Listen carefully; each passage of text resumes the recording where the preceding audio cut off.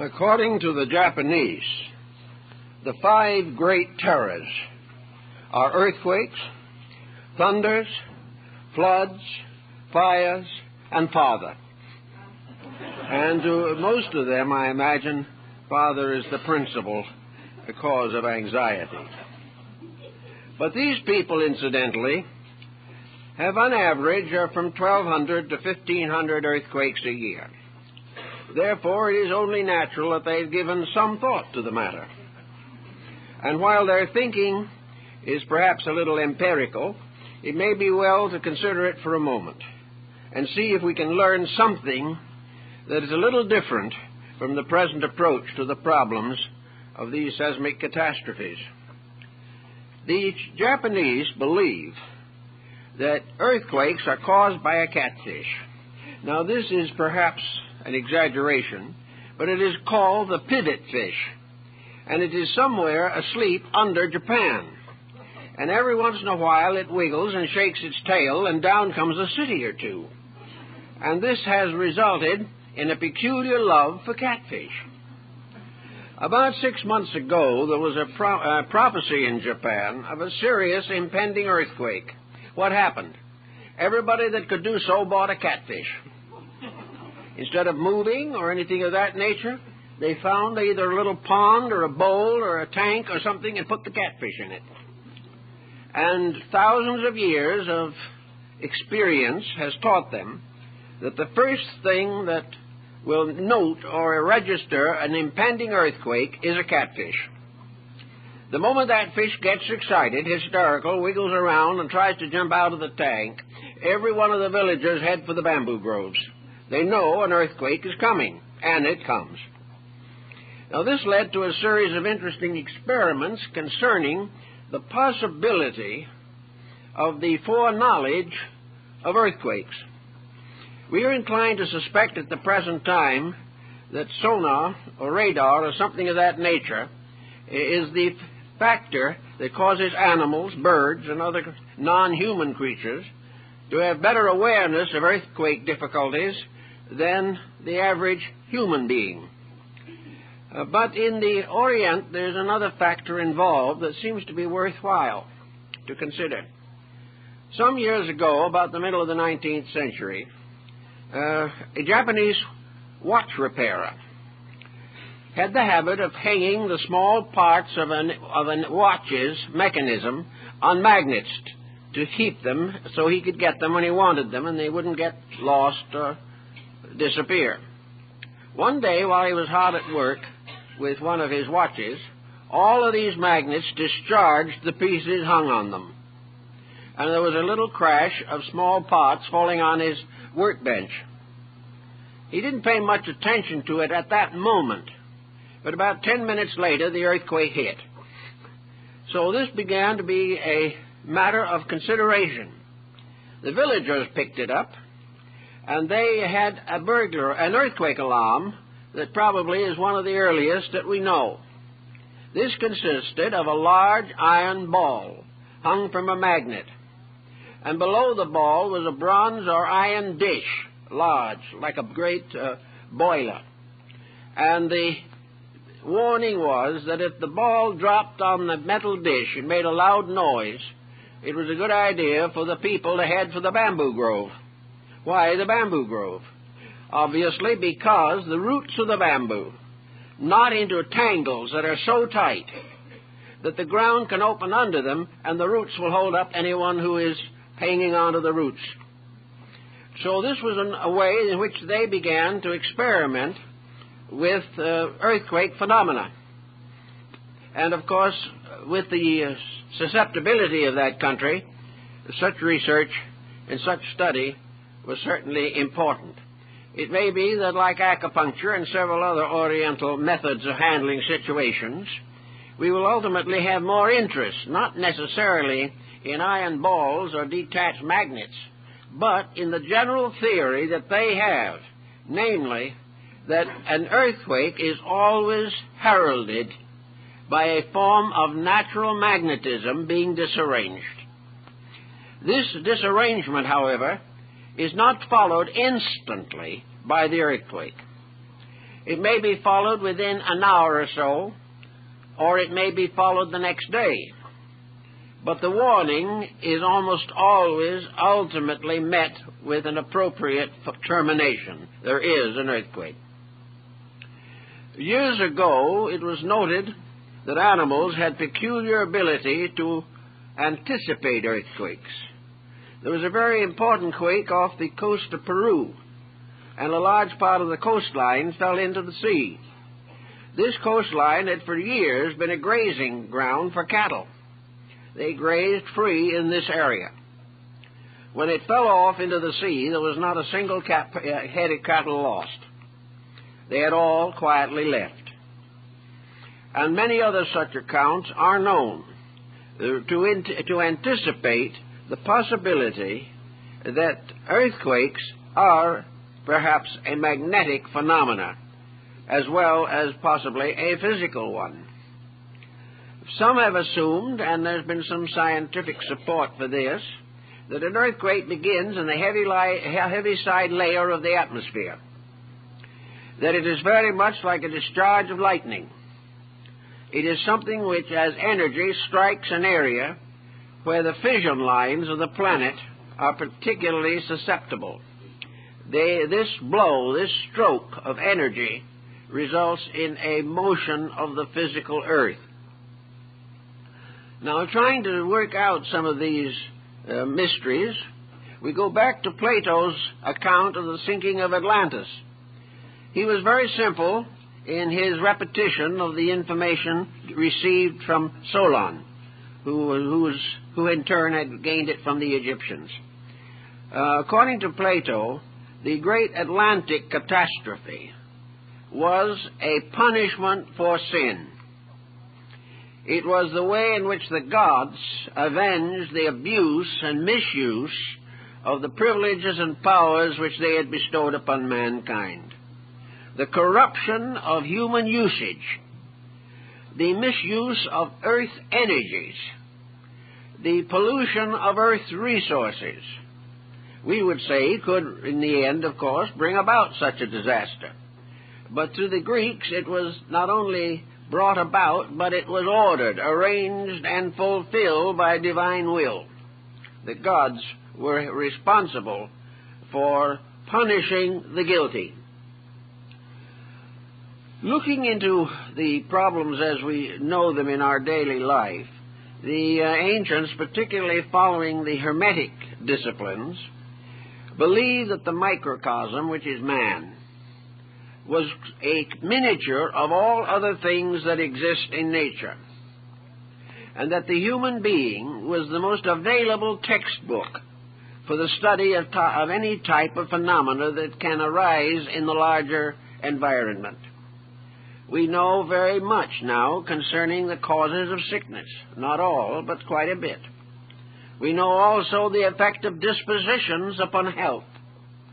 We realize how the abuse or misuse or corruption of human emotions or thoughts will ultimately destroy the body. We also realize how excesses and the abuse of the natural resources of the body can result in premature infirmity. All of these factors are more or less generally recognized. But how would we apply such a situation or such a condition to the larger world in which we live, the universal environment? To the ancients, one and all, east and west, the planet Earth was considered to be a living thing. It was not just simply a mass of metals or substances or lava or rocks whirling around in space. It was a being with the attributes of a being. And one of their reasons for assuming this is that nothing can produce nothing. And the fact that this planet maintains an infinite diversity of life dependent upon the planet would make it appear or be assumed that the planet itself is a source of life and therefore must be alive, for that which is dead cannot be the source of life. Now, the planet itself, if we want to consider it as a living thing, which practically all of ancient people did. They considered it a goddess, the great mother of all life, and that from this great mother came forth all of the kingdoms of material existence in this world, that the planet Earth was the great nurse, the mother. It was the bride of the sun and the daughter or wife of God. It was the symbol of the productiveness and fruitfulness of existence, so far as the human being was concerned. Assuming, as the ancients did, and perhaps with proper insight, better than we have, because we are now determined to make everything sterile, mechanical, physical, material, and to deny all other factors in the constitutions of living things. The ancients did not have this point of view, and someone will say, well, maybe we outgrew what the ancients thought. Maybe they were superstitious and wrong, and we are right. But let us give a second thought to that. Most of the wisdom of antiquity originated before what we may call the age of sophistication. Ancient peoples were simple. They'd had very little to unlearn. They were not surrounded by highly opinionated specialists who were constantly interfering with the natural processes of the heart and mind.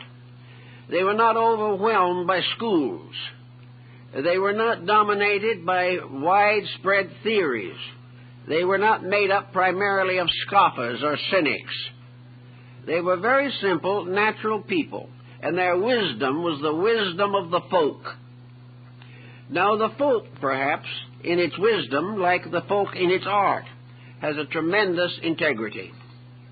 It represents the natural reaction of the individual, directed and moved by common sense and by the common experiences of daily life. Therefore, the primitive instincts and intuitions of humanity may well be more correct than the sophisticated, involved doctrines and beliefs that we hold to today. In any event, the ancient peoples were inclined to think of the earth as a living thing. It was not simply a footstool for deity, nor was it merely some kind of a meteor floating in space. It was a being, part of a great hierarchy of beings inhabiting space. The Buddhists called this great space family a cosmotheism, and they said that it was a vast cosmic space democracy, that in this was all the law that man could possibly need or use, that every aspect of life that was necessary for the protection and unfoldment of human society was already traced in the universe itself, and that there was no way in which we could go against the universe and survive, or at least survive with dignity. Now, assuming for a moment that the earth is alive, at least it is vital. It may not have a disposition like ours, although sometimes it seems to be almost miraculously wise and clever. It seems to have abilities to solve problems that human beings cannot solve. One thing we know definitely is that the earth, as the alchemist pointed out, is a kind of great bottle. And in this bottle is an infinite mixture of chemical factors. This bottle contains within it all of the elements necessary for the production of the philosopher's stone, or the transmutations of all gross substances into their mystical and spiritual equivalents. Now, if this planet is a bottle, then like all other bottles, it has capacity. Like all other bottles, it can only be filled, and it can only be emptied. And unless something is taken from it, no more can be added once it is full. And if there is no source for the replenishment of the contents of the bottle, then when it is empty, that is the end. So at the moment, some people, including a number of Chinese researchers, are beginning to question whether or not man is wise in constantly exploiting the natural resources of the earth. Is it perfectly pleasant, happy, safe, and sound, and quite in the order of things, to drain out petroleum? Is it proper to go on mining for the natural metals and elements of the earth? Is it possible to go through all kinds of processes of transformations resulting in corruption of the atmosphere and pollution of the water? What are we doing to this tired old person that we call the earth? If it is really a person, it is in a pretty poor shape and is getting poorer all the time. Now we know that the gravitational pull of the earth and its relation to the sun and the orbits of the other planets, that these are controlled factors. And these controlled factors, in all probability, depend upon the internal construction of the earth itself. It has to have certain polarities. It has to have certain resources in order to remain in its orbit as it should. If human ingenuity depletes the natural resources and energies of the planet until nothing remains, its fertility is very apt to be destroyed, and it may sometime, like the broken planet, which is now called Lucifer, be disintegrated in space, because it has been exhausted of its resources. Come down to the human being. It may be occasionally necessary for a man to give a little blood to a neighbor who is in trouble, so there's a blood transfusion. But if this individual was required to give transfusions every day throughout his life, he'd be dead in a few weeks. And if we take from the earth the vital necessities by a kind of transfusion, and then dissipate them in our own industrialized culture, we are ultimately going to land in a very serious disaster. And this disaster can include nearly every type of cataclysm, because of the various forms of depletion of which we are guilty. Now, there's no real need to get terribly excited about this, perhaps, because it's not likely to happen in our lifetimes, or maybe for many more centuries to come. But unless something is done to conserve resources, there is no question in the world that ultimately the energy bottle will be empty. And when that happens, we are going to find many very difficult situations to face. If you study the human being very carefully, you must realize also that the microcosm, which is man, is a little solar system in itself. There are planets within the human body, and to the various vital organs, planetary correspondences have been assigned. There are also various systems within the body, which can be separated by the autopsy physician. There is the nervous system. There is the arterial system, the venous system, the lymphatic system. There are muscles and sinews and bones, systems of structures, which by working together and receiving appropriate nutrition maintain the equilibrium of man's physical existence. Now, if various artificial means are used to corrupt the health of the individual, these systems are going to be impaired. And through various dissipations or indifferences or wrong attitudes, the entire bodily structure can be damaged. Actually, it appears also that the human being has a territorial allotment, like the tiger, the lion, the elephant, and the bear. When he sets up headquarters somewhere, he sets aside a territory.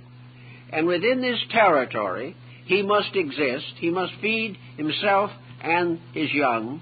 He must do whatever is necessary to survive, and he must defend this territory against encroachment. In man, what we would term the territory may be likened to the magnetic field of the human body. The ancients were well aware of this. Plato, Plutarch, and several others have written about it.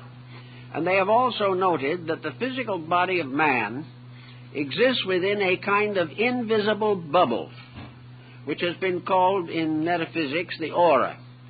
This has been photographed. It can be seen with the aid of the Kilner screens. and its effect in terms of magnetism can be estimated with great certainty. And in his researches, Rickenbach was very clear in his ability to show and demonstrate the magnetic environment around every living thing.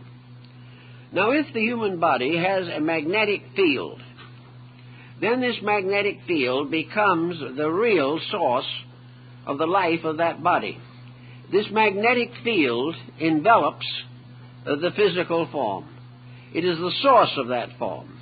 It is the direct energizer of it.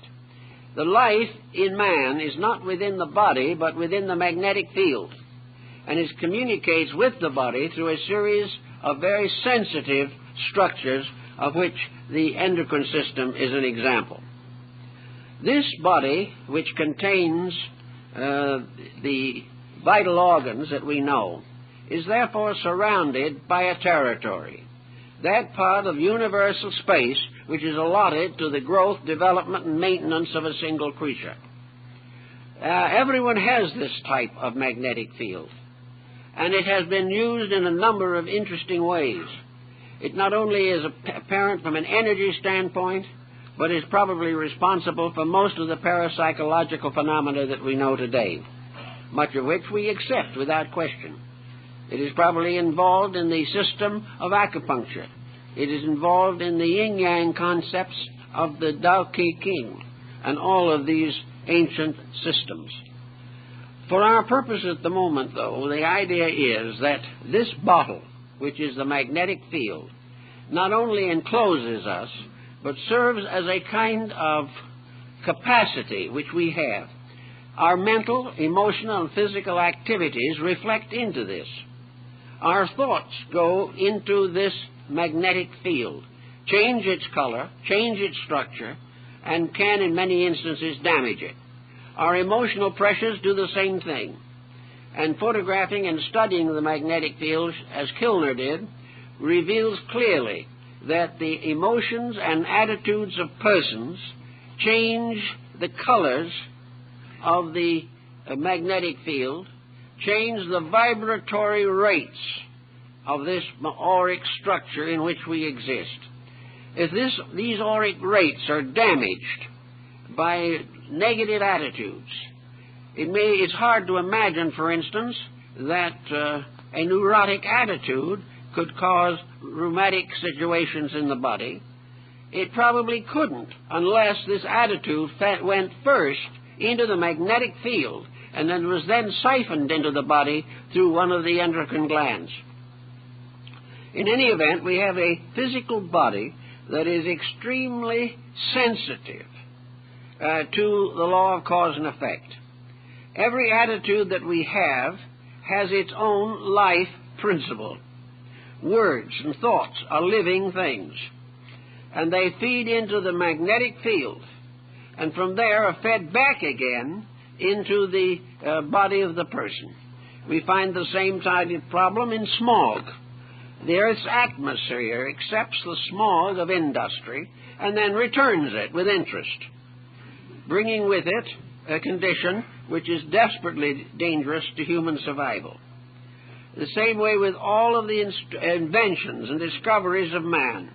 Everything by which man endangers the integrity of his own integration is dangerous to the common good and to his own personal survival. So in this magnetic field, there is a chemistry constantly going on. And this chemistry does react into the body. And a series of wrong attitudes will result in a detriment to the physical form. In the same way, wrong physical habits, as narcotics, alcohol, and other forms of dissipation, these variously deplete and disorganize the energy field. And when the energy field is sick, it is very difficult for the person to break the physical habit, because the habit is not in his body, but in the magnetic field where he has built it up by constant repetition of the mistake.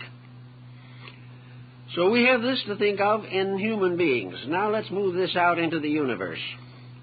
Let us assume, as Ptolemy pointed out, and most of the ancients, that the Earth has a magnetic field, that this magnetic field surrounds and involves the substance of the planet and carries within it not only its own impressions, but a certain contribution that is made from other magnetic fields.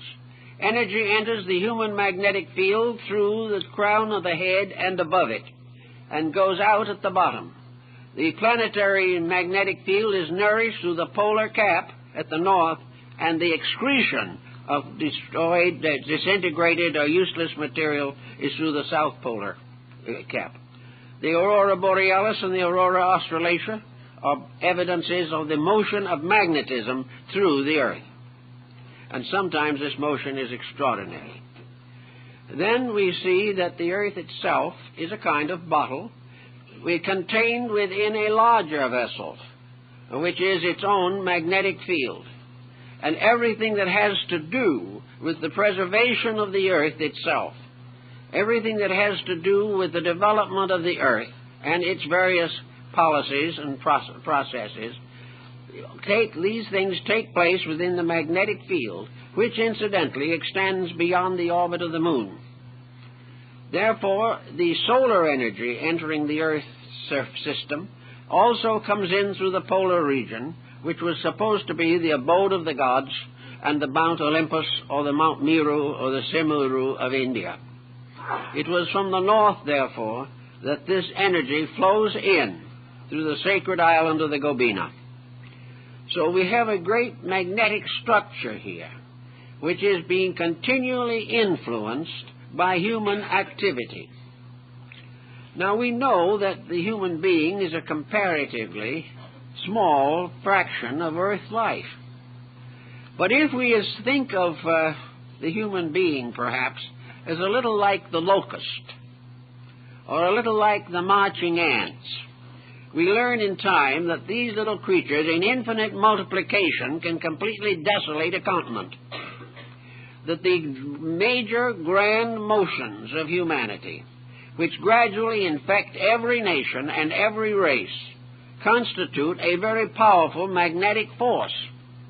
A great many people today are quite convinced that spiritual healing is possible through the laying on of hands, through prayer, through meditation, or through the cultivation of knowledge of the magnetic structure of the body.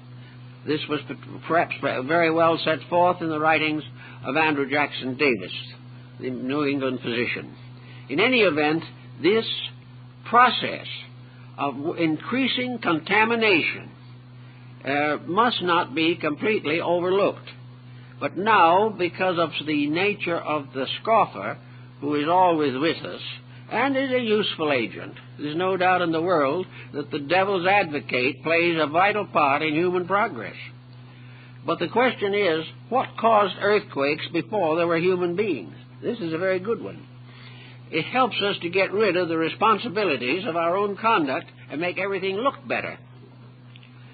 There is no doubt in the world that in the very primitive period of things, we have situations very much again like we have in the development of the human being. We have many forces from the outside working upon the prenatal epoch of a planet. We also have, as with growth, the processes through which a planet passes in the process of its own maturity. Therefore, at the very primitive times, it would seem that most natural disasters were partly due to the birth travail of a planet. That these disasters resulted from the constant bombardment of this planet with the forces that made it into a planet. But even in comparatively older times, we find there were several different kinds of disasters. One might well be the one that we find in the human being, where heredity becomes a disaster. We know that the life principle of the planet lives here, but was carried here from another location in space. This is merely an incarnation of an entity, this planet. This incarnation had its own karma. It had its own problems to work out.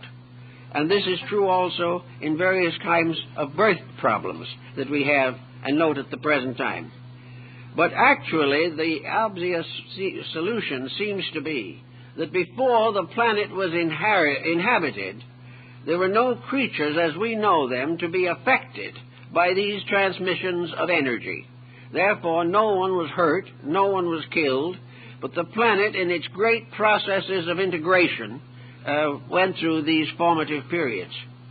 Back as far as history, however, goes, two processes go side by side. One is human corruption, and the other is natural disaster. They are intimately related from the beginning of human thought. And we know that a great many ancient peoples were troubled by earthquake phenomena. Unfortunately, we have very few records of very ancient earthquakes. The most ancient that we do have records of are in the records of China, which kept these accounts more closely because it carried them into its astronomical system and was already aware of the cycles of the year and the great Platonic year.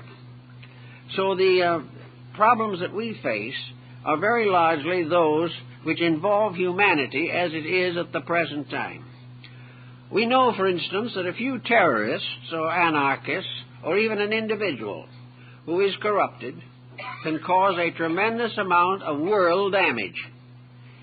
A few discontented, uninformed or misinformed human beings can bring terror and sorrow to the lives of millions of people. This type of phenomena seems also to be carried into the earth structure, and there seems to be no reason to doubt that human attitudes do have an effect upon natural phenomena as well as social and political phenomena. If the selfishness of people can cause nations to lose their individuality, and great and powerful states usurp the privileges and rights of smaller but equally meritorious peoples, then it is obvious that a small number of persons can produce a startling and dangerous physical phenomena. And this is likewise true if we think of the larger things. The attitudes of 4.5 billion human beings brought together in various patterns and around various confusions can certainly damage the Earth's atmosphere and affect its magnetic field. That which we can allow to be affected by smog or water pollution would be the atmosphere, but that which is affected by psychic pollution would be the magnetic field, and both will be subject to trouble and even the cause of further trouble unless the conditions are corrected by proper and watchful guidance. The answer again in this matter seems to be very simple. There are laws governing life. When we break these laws, we bring upon ourselves inevitable retribution. This was the concept of Plato in the New Atlantis. We cannot misuse without suffering. Now, the ignorance of very primitive people caused their abuses and misuses to be comparatively simple. They made their mistakes. They invented clubs and bows and arrows and slingshots, but they were comparatively sparse in number, and at the time probably at which the prehistoric man was most dangerous to himself, the population of the earth probably was less than 50 million human beings. Today, it is 4.5 billion. This tremendous increase also increases the effect of human attitudes upon the planet, causing it to become more and more involved in the various processes set in motion by human activity. Actually, therefore, it's not surprising to find out that earthquakes have been rather frequent recently. They have always existed in fair numbers, and mostly they follow a certain cycle or circle of location. Most of the great earthquakes of the world have been Asiatic. They have also been along the great cycle which we call the Circle of Fire, which bounds the Pacific Ocean. In these areas, earthquakes have always been comparatively frequent. Actually, however, we do not realize just exactly how serious or how constant the damage is. According to available statistics, in the present century, between 1901 and 1982, the loss of life by earthquakes on this planet has exceeded 1.5 million. This tremendous loss of life by this one cause alone is a cause of considerable thoughtfulness. Studying the statistics also, we observe that there is a distinct relationship between these earthquakes and attitudes and problems arising in human society. We find that great motions of political structure, particularly when accompanied by violence, murder, rape, and carnage, that such motions are almost inevitably followed by some form of seismic disaster, or, if not that, a plague, a pestilence, a drought, a flood, or some natural evidence of divine disapproval. This type of situation is so consistent that it really behooves us to be more thoughtful than we are inclined to be. Actually, also, there must be and is a direct relationship between the earthquake phenomena and the broad cycle of human activity. Since the middle of the 19th century, the world in all has moved slowly but inevitably into an industrial economy. The small shop with the man behind his own bench for life has disappeared. Great monopolies have arisen, vast combines and conspiracies, and little by little the world has become almost completely involved in a desperate economic materialism. Nothing means anything except profit. Now, when a person gets into this situation, he gets into trouble too. All over this world today, there are people suffering from nothing but the pressure of present prevailing policies. They are shortening life, destroying happiness, depriving the person of the privilege of improving himself through thoughtfulness and proper activities. Little by little, he is being bound to the wheel of Ixion, which is turning constantly upon an economic pivot. As a result of this situation, the whole world's level of consciousness is lowering. Now, this in itself, of course, is part of natural law, because the lowering of these cultural levels also produces discords, unhappiness, misery, privation, sickness, mental and emotional breakdown, the increase of crime, and the shortening of life expectancy. All of these things, therefore, result from a wrong basic attitude toward life.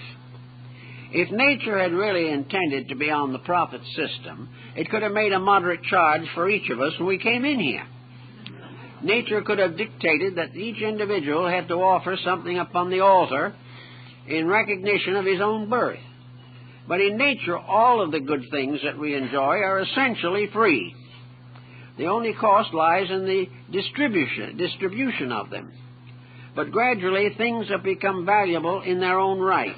We have taken possession of natural resources as though we owned them, when in actuality we do not own them, any more than we own our own body, which can be destroyed by a few drops of some type of toxin.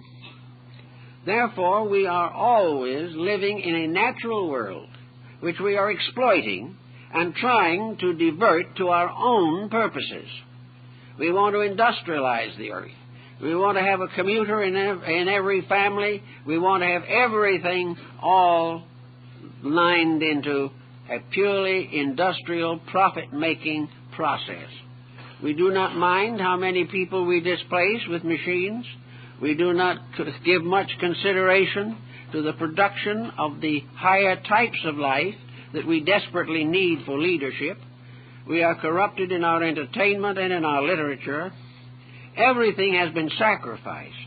Now, when we get to a state of this kind, something is going to happen because of this mysterious factor that Plato calls the gods. If we do not wish to assume that they are gods, that is our privilege. But we must at least accept the immutability of natural law. And to the ancients, the will of God was natural law, because the laws of nature, according to them, arose in the divine consciousness. Therefore, there are rules in the game. And wherever the rules have been broken, there has been disaster. Wherever we desperately attempt to protect, preserve, and exaggerate these mistakes, the disasters increase. Humanity gradually undermines its own securities and its own health. We have trouble today with crime, with everything you can think of that is disastrous and annoying. And yet, we overlook all this because of the tremendous drive of success, which has become an obsession with most human beings. All right, we do this. And gradually, we are going to wreck 4.5 billion human beings. Maybe by the time we wreck them, there'll be more than that. Maybe there'll be 5 or 6 billion. But they will be born into a kind of psychological slavery. They will have no thinking of their own. They will have no will and purpose of their own. Everyone will be bowing constantly and eternally to profit.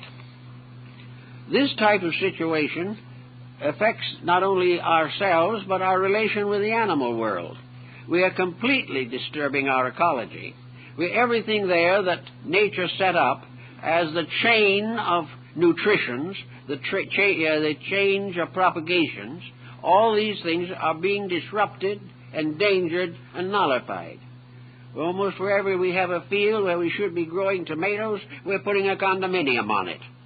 Little by little, we are sitting on the end of a branch and cutting it off between ourselves and the tree.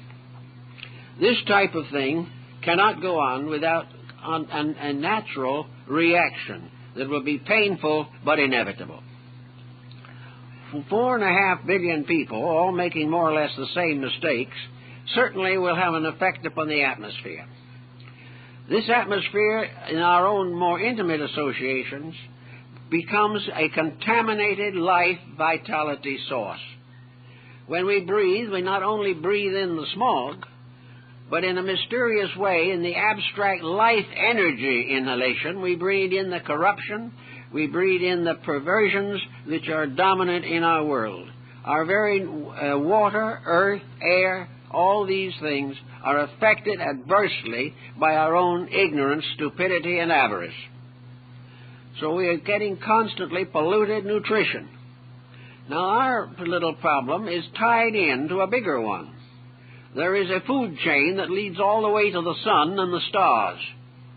There is a certain natural distribution of life energy which was preordained and made necessary by laws far beyond our comprehension.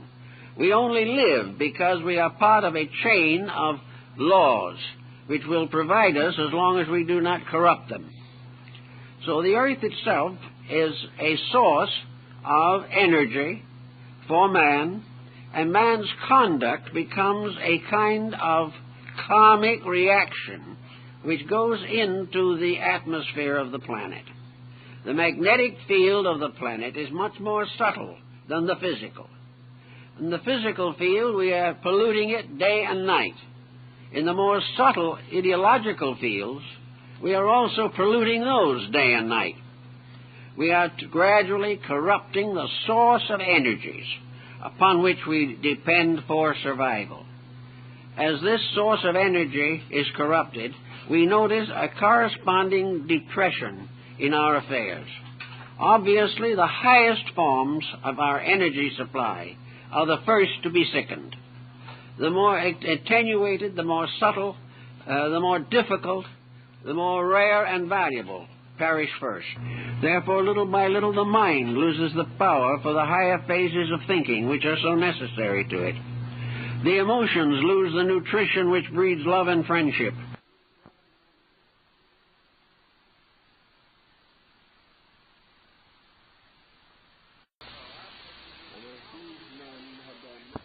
Phases of thinking which are so necessary to it.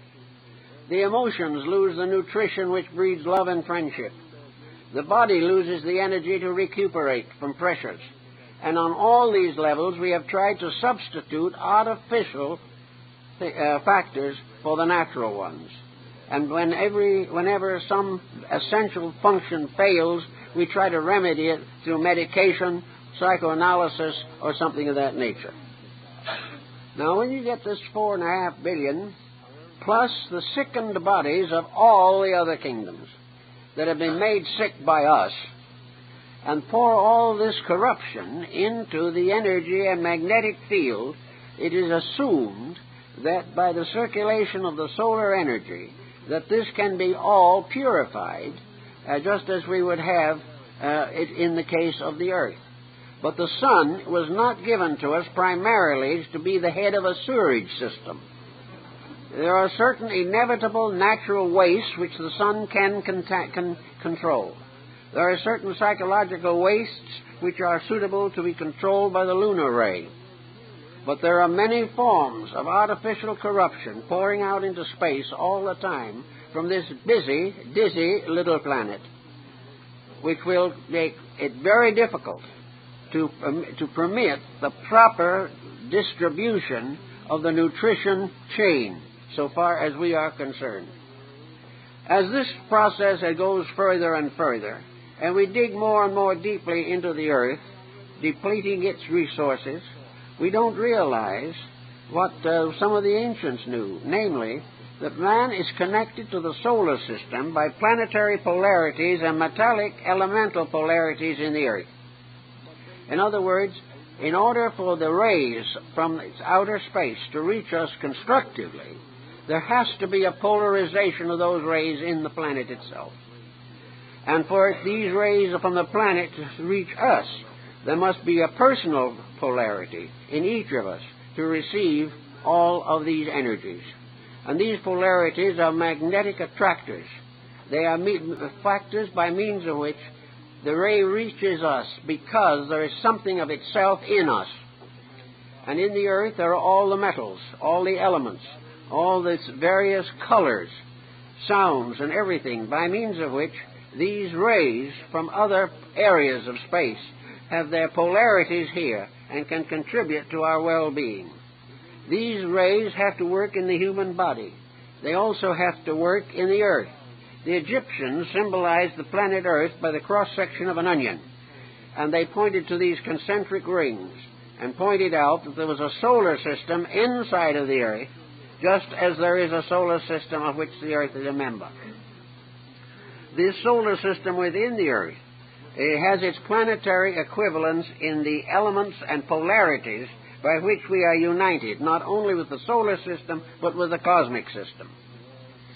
So if we begin to destroy these polarities, if we corrupt them, if we maliciously mutilate the planet, if we do everything that we can to turn it into a garbage heap, we are gradually going to come to a conclusion that we're not going to like very well. We're going to find out that our own thoughtlessness, selfishness, and self-centeredness are doing us a very serious injustice. I remember when in Japan the last time, I went to the great Meiji Shrine in Tokyo. The Meiji Shrine is an enormous park open to the public. It is the place where most picnics and many weddings are given. It is a beautiful grounds and dedicated to the memory of the Emperor Meiji and his Empress, the two who brought Japan out of medievalism into the modern world. If you walk along there, you will notice that while there are thousands of people picnicking and enjoying it and children playing and everything you can think of, you will never see a scrap of paper, an empty can, one single bit of rubbish in that park. I saw a man walking in that park with a camera. He changed his film and put the film back in his pocket, the empty part.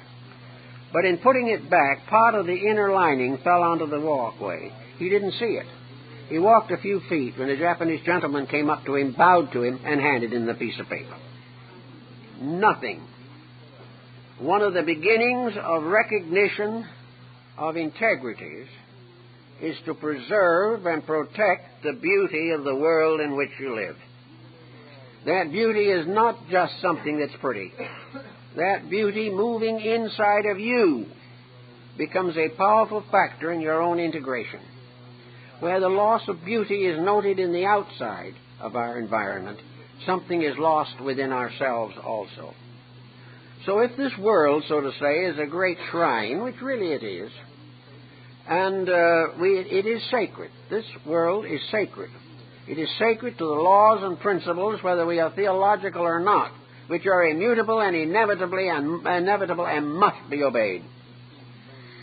So, if we learn to keep the world beautiful, we gain a great deal.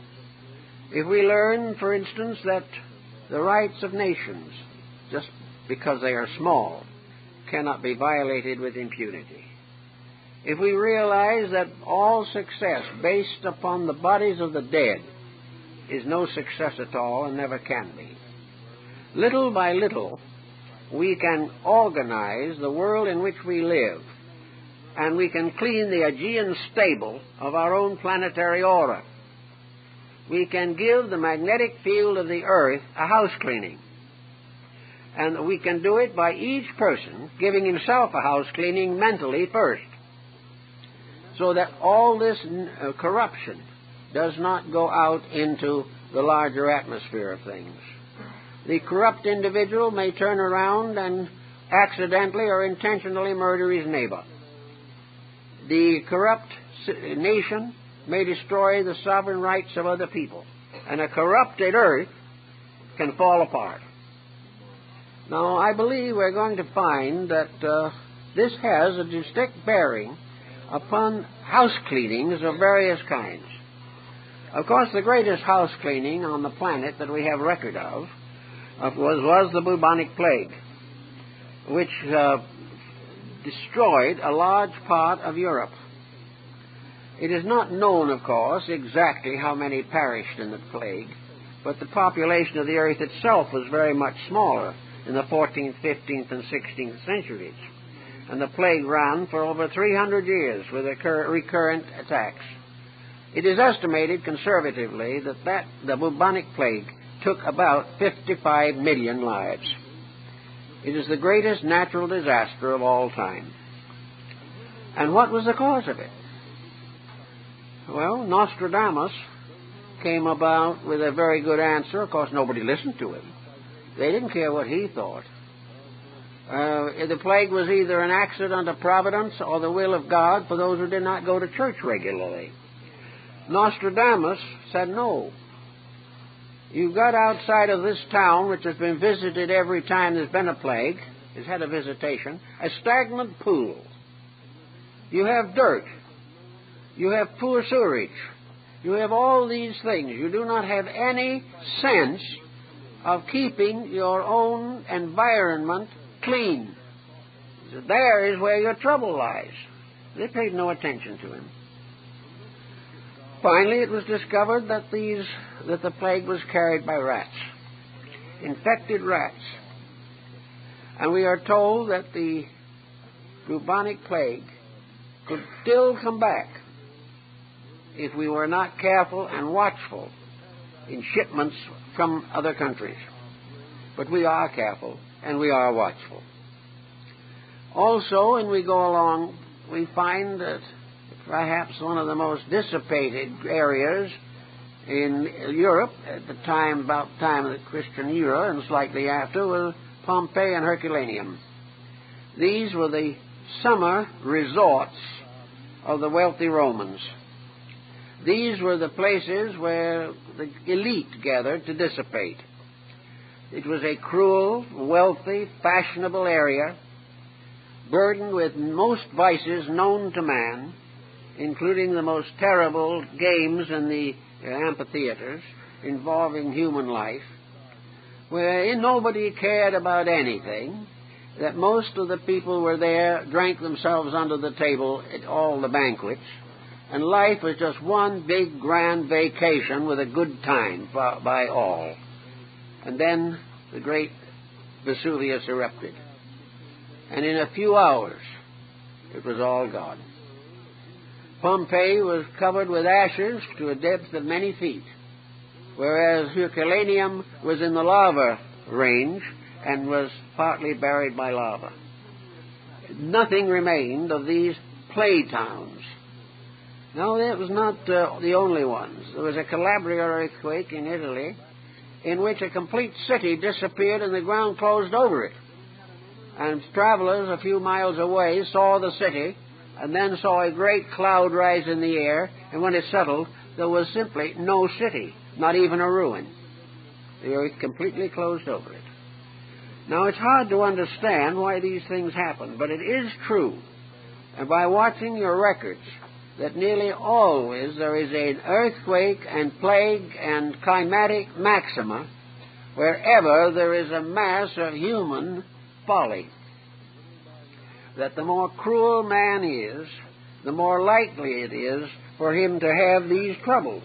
Now, just for example, I picked out a few. I didn't want to take chances on remembering them, of things that have happened in the present century, no earlier, that I think are very important and should be given a little consideration, maybe more than that is given now. You all remember the great Chinese leap into tomorrow, as was inspired by Mao.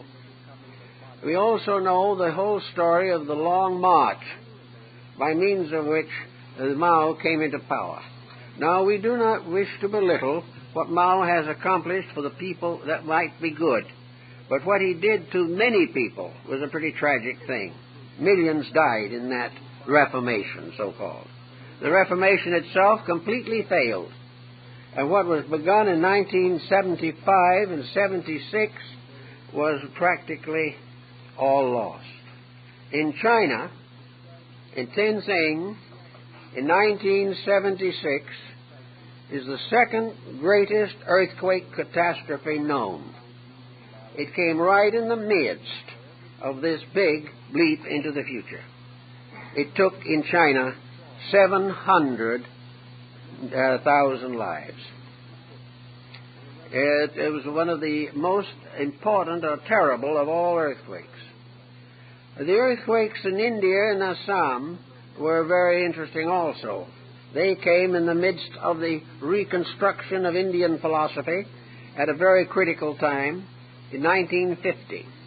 At that time, there were only 1,500 deaths, which is rather a minor earthquake. But devastated areas extended over 30,000 square miles. The only reason it was a small earthquake is because there were no inhabitants there. In the 1920s, when China was emerging in the formation of its present government, there was the Kansu earthquake in 1920 that took 180,000 lives. Nearly all of these earthquakes follow or are associated with war. And they are very much increasing now in areas where all this disturbance is occurring.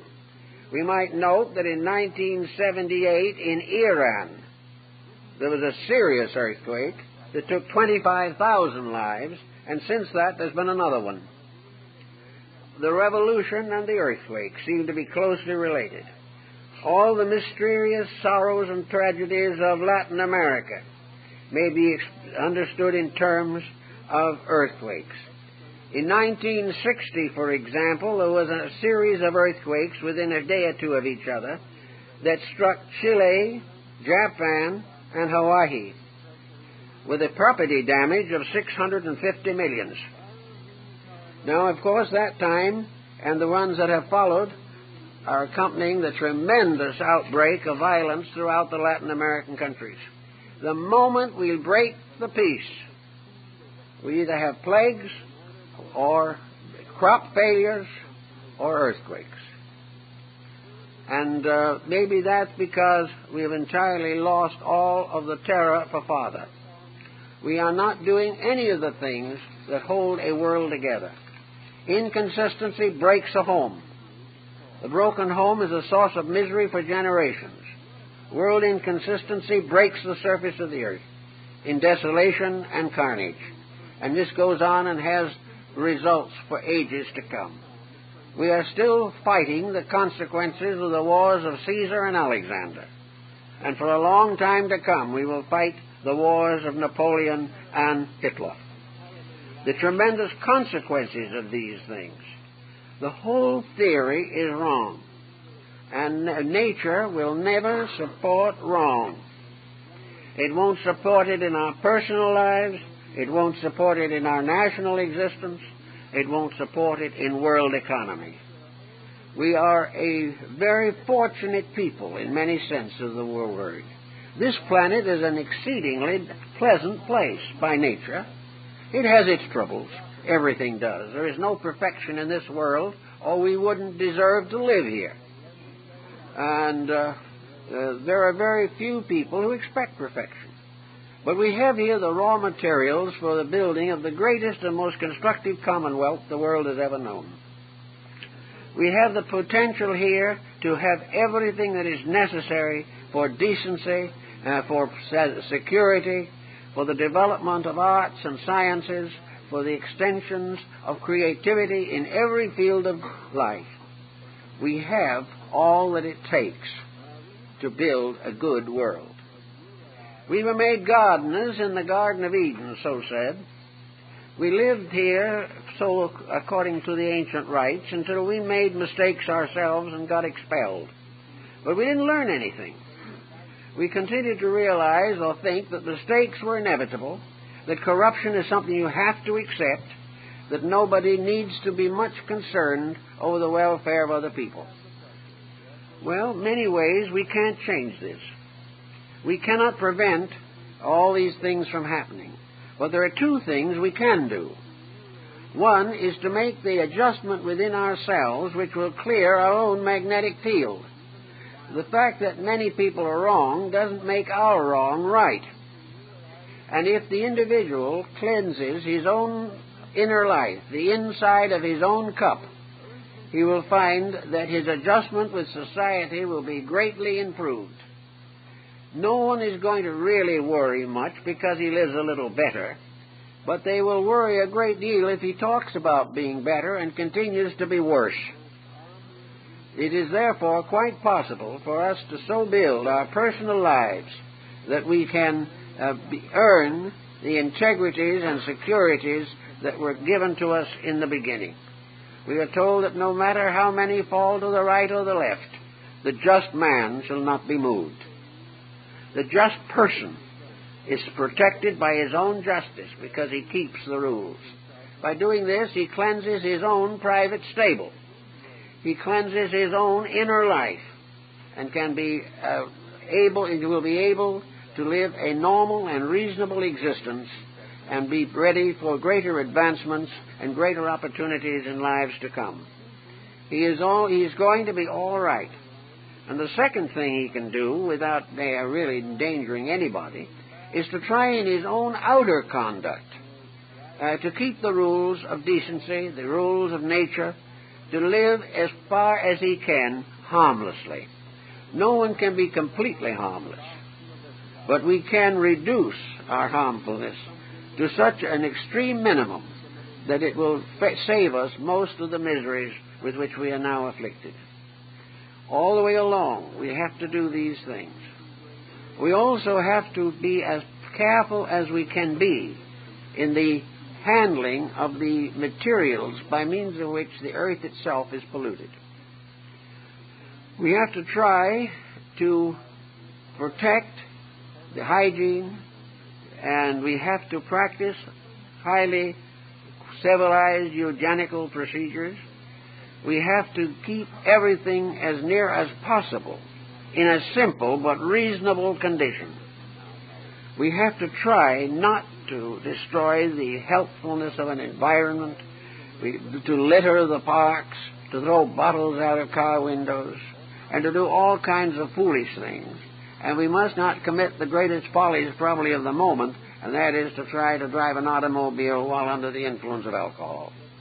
All of these things are contrary to laws, and not only man-made, for man-made laws are often ineffective and quite frequently incomplete, but laws of common sense to prevent the perpetuation of tragedies which will continue. As more and more people become aware of these facts, a new element will come into the magnetic field. When a person suddenly discovers some of the spiritual values of life, some of the integrities and begins to experience the beauty of inner normalcy and maturity, the magnetic field is influenced. Every gland, every cell, every molecule, every atom feels the marvelous force of improved consciousness. And that is, in a sense, how, for the little cells in our body, our own enlightenment makes a world teacher of us as far as they are concerned. We will have the power to guide the parts of our own body into a greater conformity with truth itself. All over the world today, the difficulties that we are passing through are beginning to provide incentives for a better approach to things. All over, groups are rising up, not able politically necessarily to control situations, but to produce better people, to more consecrated forms of conduct, to deeper understanding of the laws governing life. As this process continues, there is every reason to believe that it will largely neutralize the negative karma that is in the Earth's magnetic field. It will begin to allow the constructive forces of nature to operate. It will not bring about, as has been true in the past, the constant death of the great world light. To the ancients, the sun was the symbol of the Messiah, the power of life, the power of truth, the symbol of hope. And we must not only realize that this power nourishes us and sustains us, but that every one of us has a responsibility for it.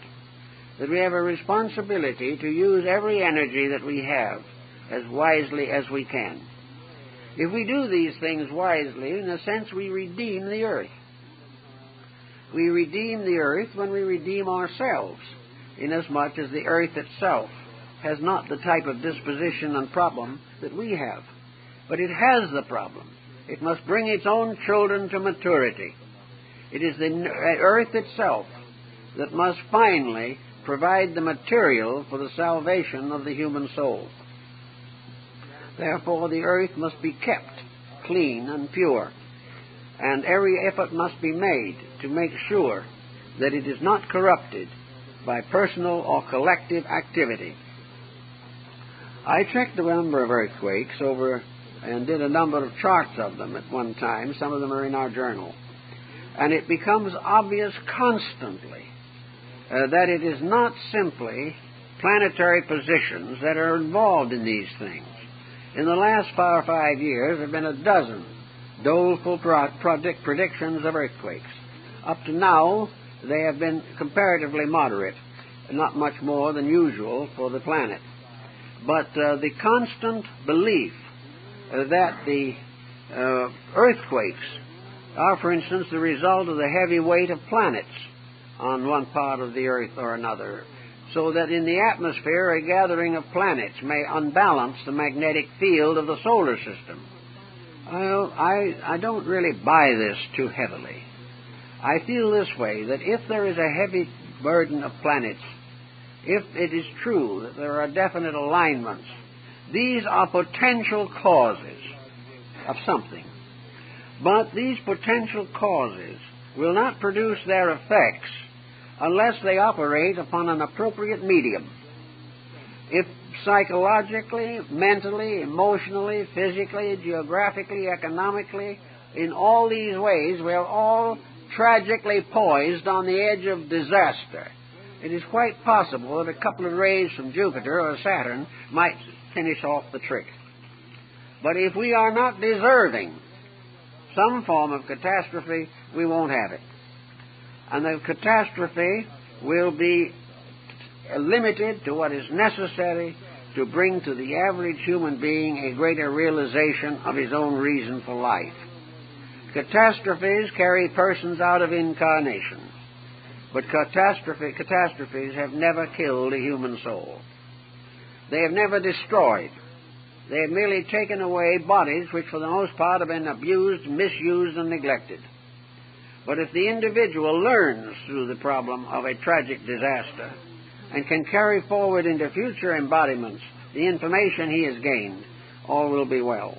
If the earth, in its present cycle, can achieve the normalization of the children upon it, so that in a sense there is a cosmic world government, a world government ruled primarily by the spirit of the planet itself and the cooperation of the other members of the solar system.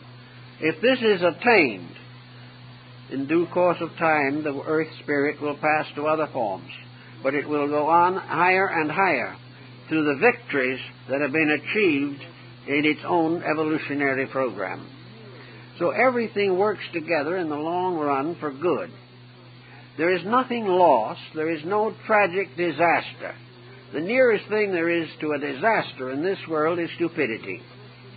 It is the fact that people just will not and cannot argue themselves or convert themselves to constructive ways of life. They cannot get over their gossiping. They cannot get over their intrigues, their vanities, their ambitions, their jealousies, and fanaticisms. And as those keep on, the death rate will gradually rise, as it did in antiquity, as there is more and more corruption and less corrective factors available. The end of the whole problem is that man must purify the world. And by purifying the world, he accomplishes this by purifying himself. And when the world has reached a point where it deserves world peace, it will have it. Where it deserves to be free from natural calamities, it will be free. And if the time comes when there is an earthly paradise, it will certainly be the result of human beings earning it by the production of constructive endeavors. The idea that heaven or paradise or anything else that's good will be handed to us simply because we want it is like trying to tell small children that regardless of their conduct, we will take care of them and reward them as well for their misdeeds as their good ones. We cannot do these things and survive in the pattern of natural law. But when in the course of time we keep the law, magnetic field within ourselves will be very easy to get along with. We will find in it new sensory perceptions that we have not yet discovered. We will find wisdom that we have never even guessed at. And we will come closer and closer to the divine mechanism by means of which the whole life of man and the universe are maintained. Until, however, we ourselves take over the redemption of ourselves, we cannot hope that some vicarious power will take care of it for us. Even if there was such a power, which most people rather doubt, it would be too bad to believe in it, because it would destroy in us the glory of being right in our own right, of doing the thing correctly ourselves because it is the correct thing to do. Actually, looking back over a whole cycle of these earthquakes, it becomes more or less certain that man is more tied up in them than he realizes. Perhaps it isn't all involved in himself. Perhaps there are larger solar factors. But he is certainly doing things that aren't helping. And nuclear warfare certainly is not doing him any good. It is a complete perversion of natural resource. If the powers that are locked within an atom are sufficient to destroy the population of a planet, rightfully used, those powers can lift that planet to a higher level than it has ever known. The proper use of energies protects the integrities of living things. That human beings should conceive of the power of the atom should also remind them of the tremendous power for good that is locked in every cell of our own bodies. That within us there are millions and millions of potential gods growing up within our own flesh. It is our moral duty to take care of them, guard them, serve them, take the proper parental attitude toward them. Because if we neglect them long enough, they'll create an earthquake in us that we won't like. Not because they want to hurt us, but because they are no longer capable of fulfilling their destiny. And that which cannot complete the purpose for itself is removed. It is given another chance, but if it cannot get out of a present emergency, it must wait for a better opportunity. But each person has a responsibility to his own body. He has a responsibility to body politic. He has a responsibility to the solar system, to the cosmos, to the universe, to the galaxy. It is all part of one chain of life. And it is absolutely necessary that no form of life, no matter how humble, breaks that chain or tries to. That chain must be preserved. For there is not only a great deal high material above the present state, but there is an infinite diversity of that which is below the present level. There are more forms of life that are still below us in evolution than there are above us, perhaps. When we happen to realize that the population of the earth is completely overwhelmed by the number of one single insect that exists. This problem of the broken chain not only damages us, but contributes to the detriment of every form of life below our own. The minerals, the plants, the vegetables, the animals, the molecular, all these things are damaged when we break the chain of integrities. And wherever the breaking of the chain takes place, there is a shuddering in space. There is an emergency. There is a condition which requires drastic treatment.